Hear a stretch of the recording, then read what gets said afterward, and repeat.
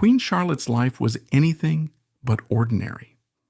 When George III chose her as his queen, the decision surprised many.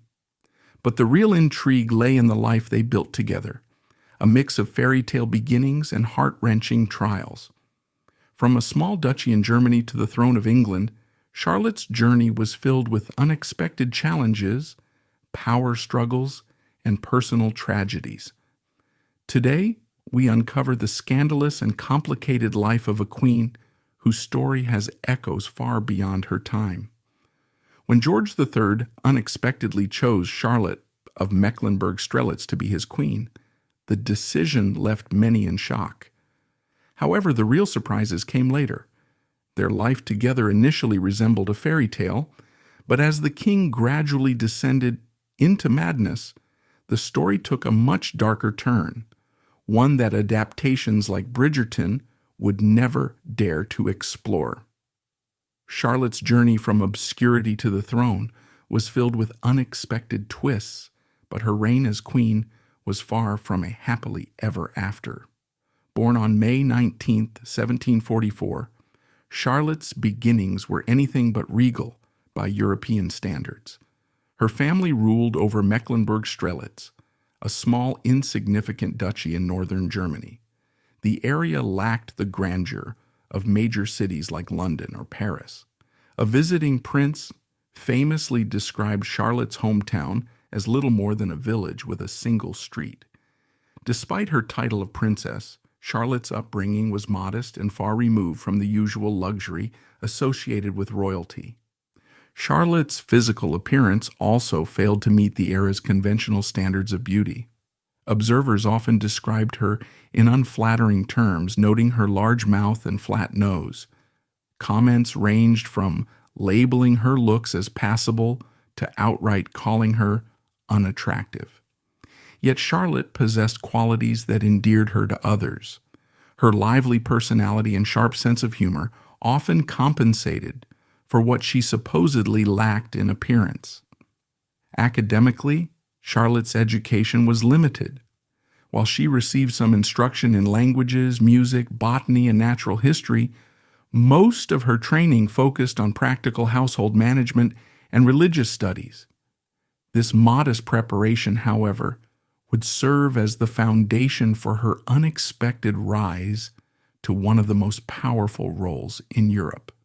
Charlotte's early education was essentially a crash course in household management, preparing her for the modest life of a dutiful housewife rather than a role on the global stage. No one expected her to play a significant part in court affairs until Queen Charlotte defied all expectations and changed the narrative entirely. When George III ascended to the British throne on October 25, 1760, the nation watched with bated breath to see whom the new king would choose as his queen. To everyone's astonishment, George selected the modest and unassuming Charlotte, a choice that seemed to contradict royal norms. George's decision was deliberate, not a mistake of ignorance. He wasn't seeking a politically savvy partner or someone with ambitions of power. Instead, he wanted a queen who would avoid the political fray and maintain a simple, unassuming presence, qualities he saw in the young and seemingly naive Charlotte. Just a year later, with minimal preparation, Charlotte became Queen of Great Britain and Ireland. Her family swiftly accepted George's proposal, and Charlotte departed for England on August 17, 1761, to begin her new life. The journey to her future kingdom presented immediate challenges. Charlotte spoke no English, so she had to learn quickly. During the voyage, she brought along a harpsichord and practiced performing popular English songs, using music as a way to familiarize herself with the culture. However, the English ladies accompanying her made no effort to hide their criticisms. They hinted that her appearance would need adjusting to align with English fashion standards and meet her new husband's expectations. Charlotte, however, was unfazed. When pressed to change her style, she retorted with sly confidence, Let him dress himself as he likes, I'll dress as I please. Despite being woefully unprepared for queenship, Charlotte showed remarkable poise and adaptability. Yet the transition was far from seamless. The voyage to England was grueling, and upon arriving, Charlotte was given no opportunity to rest. She landed in Harwich and immediately found herself thrust into her demanding new reality. Queen Charlotte's patronage of the arts and sciences left a lasting legacy. She supported numerous artists, composers, and intellectuals during her reign, fostering a cultural renaissance within the royal court. Most notably, she was a patron of Johann Christian Bach, the youngest son of the great Johann Sebastian Bach, and commissioned many performances that brought music into the heart of court life. Additionally, Charlotte was instrumental in promoting education and scientific endeavors, providing financial backing to scholars and establishing programs to encourage botanical research. Her contributions not only enriched British culture but also reflected her deep appreciation for intellectual and artistic pursuits. In her private moments, Queen Charlotte found solace in her love for botany and music. She spent hours tending to her gardens, even overseeing the planting of rare and exotic species at Kew Gardens, which she helped transform into a center for botanical study. Music was another passion that brought her joy. She was an accomplished harpsichord player and often performed for her family or invited court musicians to join her in intimate recitals. These quiet hobbies not only provided her with a much-needed escape from the pressures of royal life, but also reflected her intellect and appreciation for the arts, traits that endeared her to those close to her. On September 7th, Charlotte hurried to London, only to find herself overwhelmed by the sight of her new husband, King George, and his circle of royal companions. The awkwardness of the situation hit a peak when Charlotte, unsure of proper etiquette, tried to kneel before George.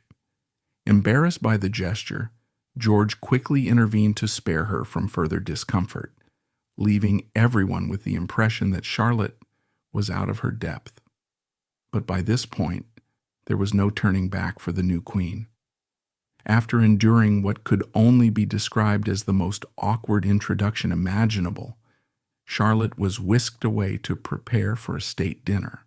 Once she had a moment to compose herself, her natural charm began to shine. Her warmth and wit won over the guests, including George, who initially seemed uneasy about his new bride. By the end of the evening, George surprised his family by confessing that he already felt a deep affection for Charlotte. With the official wedding ceremony completed, there was a sense of happiness all around, or at least for most people. It didn't take long, however, for Charlotte's actions as queen to stir controversy. Breaking with tradition, she and George moved out of St. James's Palace, the customary residence of English monarchs, and into the more modest Buckingham House.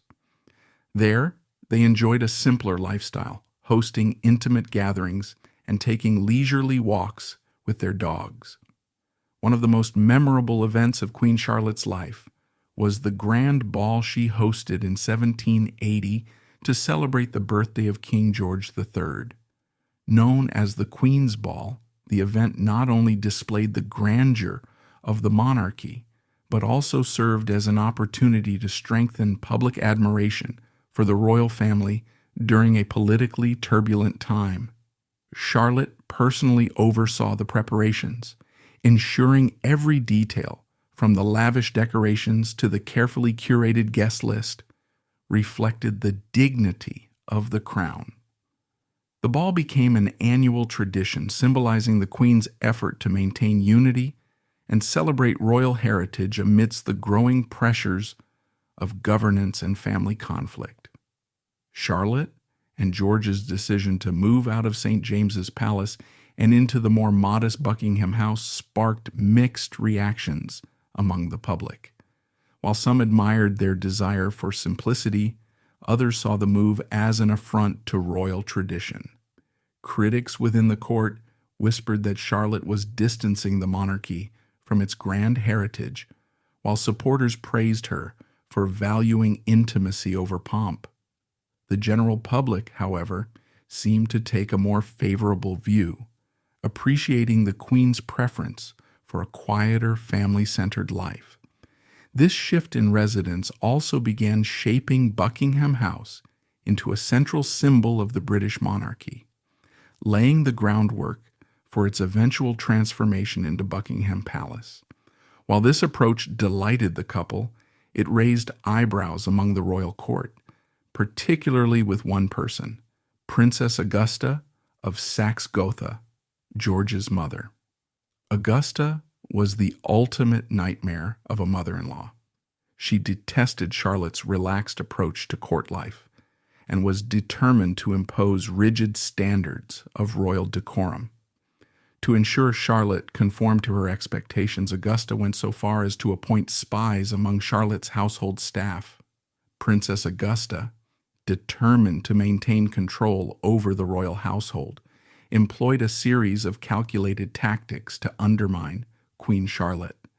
She secretly appointed spies within Charlotte's staff, ensuring that every detail of the Queen's activities was reported back to her. These spies frequently exaggerated or misrepresented Charlotte's actions, sowing doubt about her abilities as both a mother and a queen.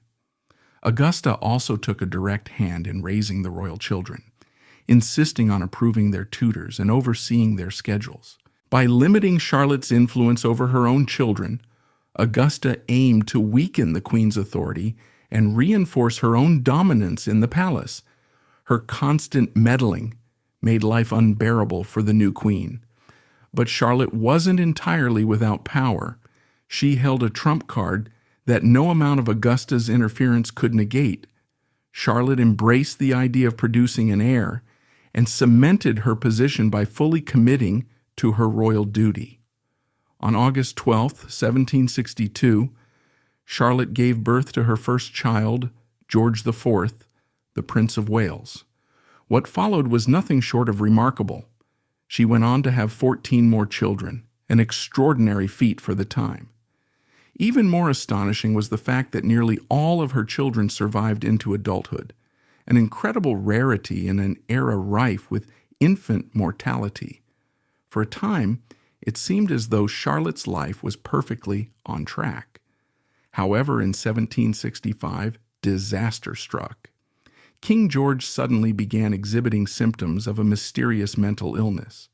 While the king's condition was closely monitored by his mother, Princess Augusta, and her associates, they deliberately kept the full extent of his illness hidden from Charlotte. Stricken with worry and left in the dark, the queen spent much of her time wandering the palace, weeping. This heart-wrenching situation quickly turned her life into a drama that could rival any Bridgerton plotline, and the intrigue only escalated from there. The political climate during Charlotte's reign was fraught with challenges, both within the palace and in the broader realm of British governance. As tensions brewed between the monarchy and Parliament, whispers of republicanism began to emerge among certain factions inspired by the revolutionary movements in America and France. These pressures placed Queen Charlotte in a delicate position. She had to balance her role as the king's supporter while navigating the rising calls for reform.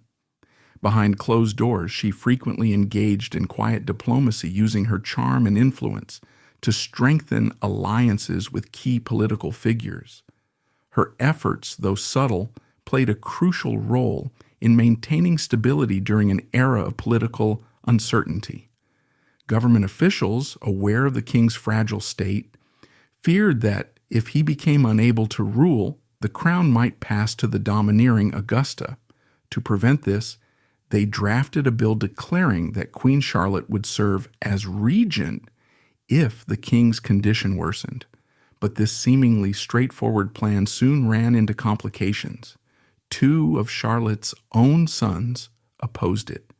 These rebellious young princes were determined to undermine their mother's authority, insisting that she should only serve as a temporary regent, not as a true ruling queen. Their betrayal was both shocking and disheartening, and their arguments were convincing enough to create significant tension. However, before their ambitions could gain traction, fate intervened. King George recovered, and the bill was shelved. This brief but telling episode revealed the fractured dynamics within Charlotte's family, hinting at the challenges that lay ahead. Tragedy struck again in 1782, dealing a devastating blow to Charlotte and her family. Her youngest son, Prince Alfred, had always been frail despite her tireless efforts to care for him. Sadly, her devotion wasn't enough, and his death on August 20th shattered her heart.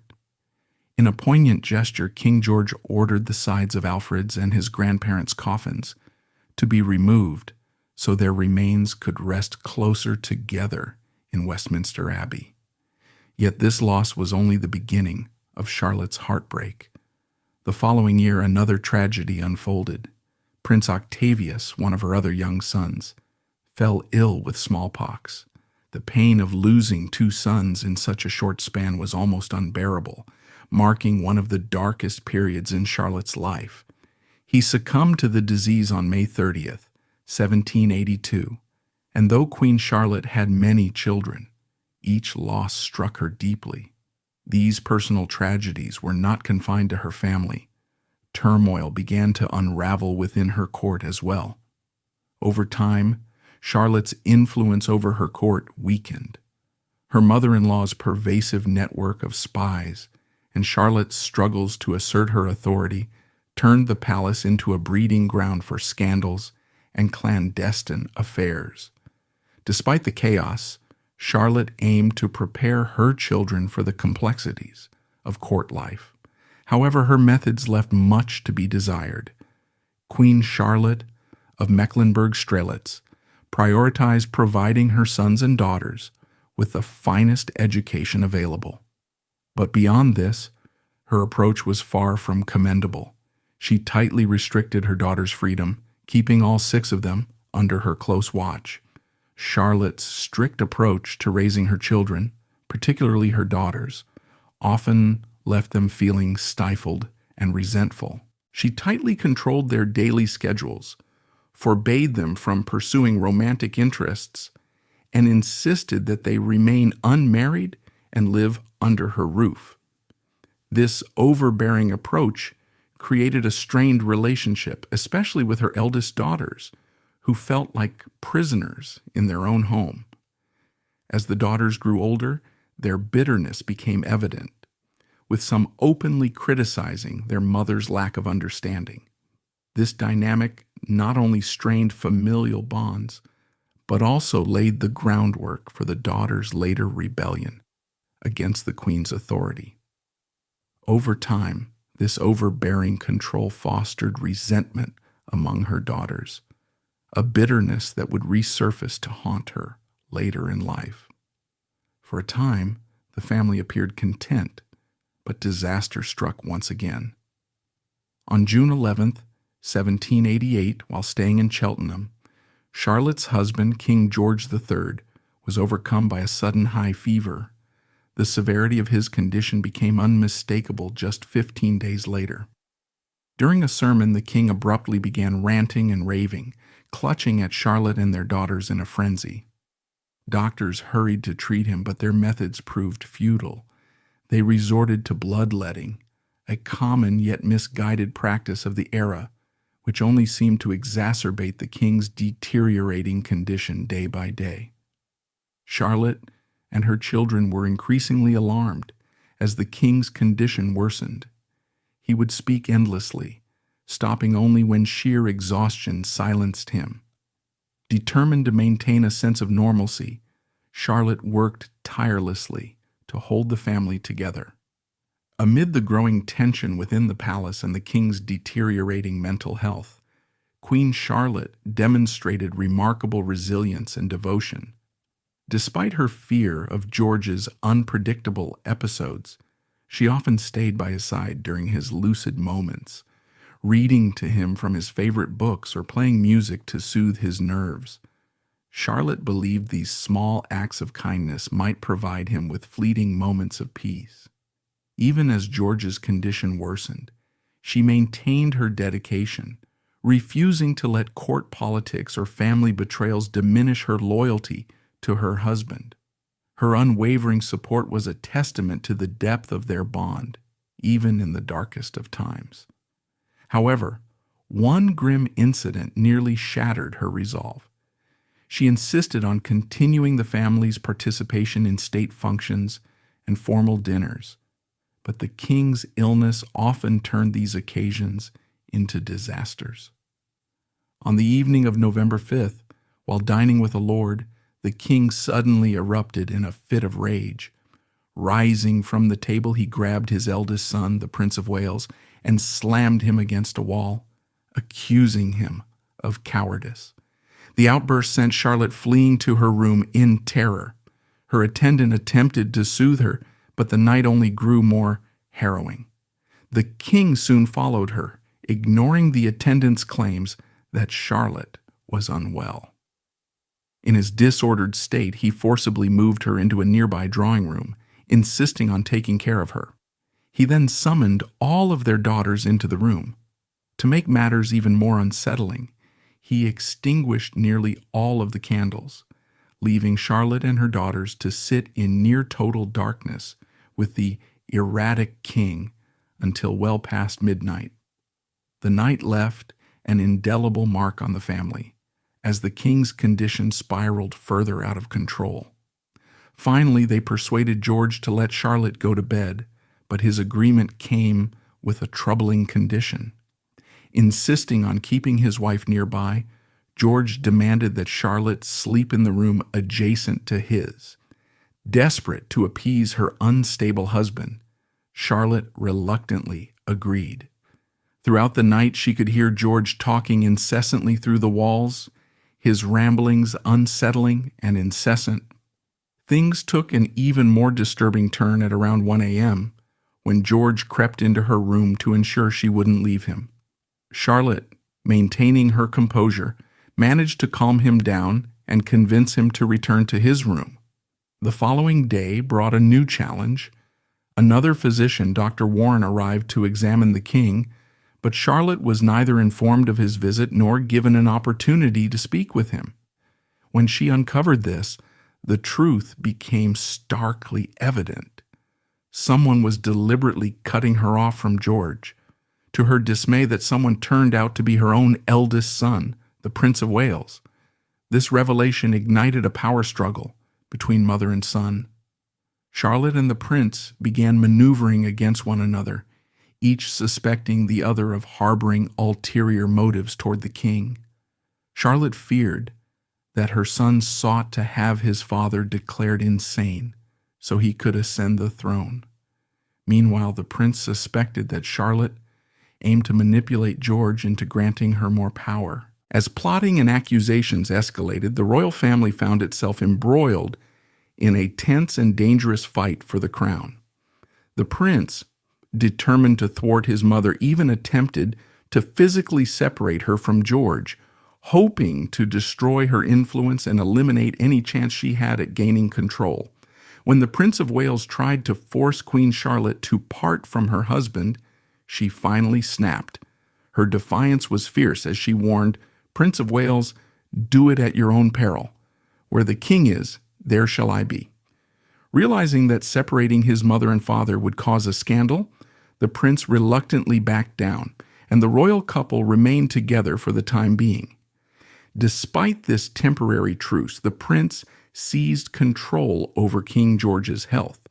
Initially, he permitted his mother to visit the king, but as time went on, he began restricting her access and tightly controlling all information about George's condition. Frustrated and desperate to know the truth about her husband, Charlotte resorted to sending in her own trusted physician. What he reported was deeply alarming. This marked the beginning of a bitter rivalry, not just between mother and son, but also between the doctors representing them. Charlotte's physician, loyal to her cause, diagnosed the king as clearly insane. Meanwhile, the prince's physician contradicted this, claiming the king was still mentally sharp. Their conflicting assessments fueled a professional feud, with each accusing the other of bias. As their disagreement escalated, it transformed into a deliberate scheme to tarnish Queen Charlotte's reputation. By 1789, the chaos culminated in a decisive moment. A new bill ended the medical and political infighting, effectively declaring the king insane and appointing the Prince of Wales as regent. However, Charlotte was not entirely sidelined. The legislation granted her authority over the king's court, his care, and their younger children. With this power, Charlotte seized the opportunity to strike back at her overreaching son, reclaiming some control in the face of betrayal. Charlotte's strained relationship with her eldest son, the Prince of Wales, reached a breaking point when she initially barred him from visiting his father, King George III. The prince, insistent on seeing the king, relentlessly demanded access. Eventually, Charlotte relented, a decision that proved to be a grave misstep. During his visit, the Prince of Wales realized that his father was on the path to recovery, a development he found deeply unsettling. If King George regained his faculties, the prince would lose his opportunity to assume power as regent. Determined to secure control, the Prince of Wales began scheming to undermine his father's recovery. He plotted to have the king declared insane, but Charlotte saw through each of his amateurish attempts and thwarted them one by one. On more than one occasion, she directly confronted her son, calling him out for his blatant power grabs. The tension between mother and son escalated until their relationship devolved from familial ties to outright hostility. They were no longer simply mother and child. They had become adversaries. The discord between Charlotte and her eldest son bled into her relationship with her second son, Prince Frederick. During this turbulent period, Frederick found himself in a life-threatening situation when he was challenged to a duel by a colonel. Though he narrowly escaped death, Charlotte's response was cold. Frederick had aligned himself with the Prince of Wales during the family's power struggle, and Charlotte, harboring a deep resentment, seemed unwilling to forgive. Even the news of Frederick's near-death experience failed to soften her stance, reflecting just how deeply the family's internal conflict had divided them. Charlotte initially showed little reaction to the tensions with her eldest son, the Prince of Wales. However, as time went on, it became evident that their ongoing feuding could not continue, not least for the sake of King George. After 2 years of bitter family disputes, Charlotte finally made the first move to mend their relationship. In March 1791, she extended an olive branch, and mother and son reconciled.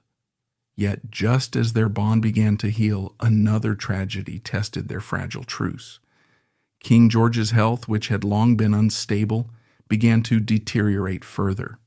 While he maintained periods of lucidity, he was increasingly prone to severe episodes that left him incapacitated. In February 1801, a particularly intense attack left him bedridden, and Charlotte, overwhelmed with anxiety, devoted herself to caring for him.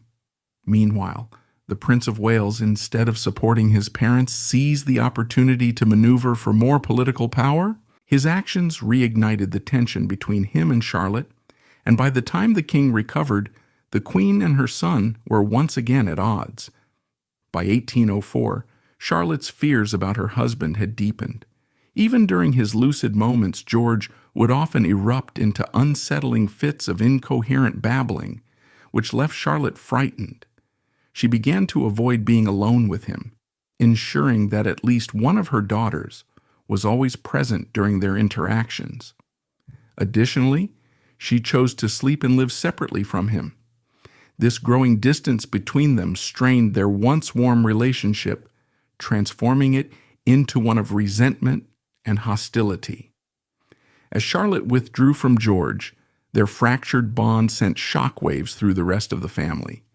Their children began taking sides, aligning themselves either with their mother or with the king. These opposing factions created an atmosphere of division and animosity within the royal household, pitting siblings against one another and leaving the family in disarray. What had once been a cohesive unit descended into turmoil, with alliances forming and relationships crumbling amidst the relentless strain. A few years later, a devastating tragedy dealt a final blow to the royal family. In 1810, Princess Amelia, the youngest of Charlotte's children and the king's favorite, succumbed to a 2-year struggle with measles and poor health. Her death left the family heartbroken. For King George, the loss was shattering, so much so that he recognized he was no longer fit to rule. He officially appointed the Prince of Wales as the de facto ruler of England, signaling the start of the Regency era. Charlotte, meanwhile, remained her husband's official guardian, though her relationship with her children was less steady.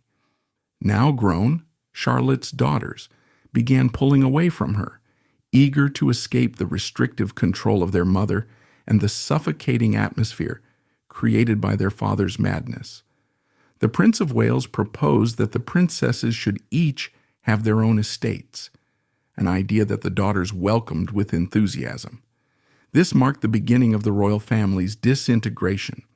An aging Charlotte found herself increasingly isolated, left to care for her unstable husband while her children built lives apart from her. As King George's condition worsened, Charlotte became hesitant to visit him. In fact, it wasn't until June 1812, nearly 2 years after the Prince of Wales assumed regency, that she paid her first visit to her husband. She was disturbed by his erratic behavior, as he often lashed out unpredictably, making their interactions increasingly difficult. Despite these challenges, Charlotte continued to support him to the best of her ability, though the weight of her responsibilities grew heavier with each passing day. During her later years, Queen Charlotte managed to establish a fragile truce with her eldest son, the Prince of Wales, despite their turbulent history. Their reconciliation came after a period of intense conflict when Charlotte's relationship with her son seemed irreparable. At one point, during a celebration of King George's apparent recovery, the Prince of Wales publicly humiliated his mother, accusing her of siding with his enemies and dishonoring her children. Enraged and betrayed, Charlotte retaliated in her own sharp manner. Months later, she invited her son to a concert, but added a biting remark. As the event was only for those who supported her and the king, he might not wish to attend. Despite their clashes, Charlotte still supported her family, even stepping in to perform duties typically handled by the Prince of Wales's estranged wife.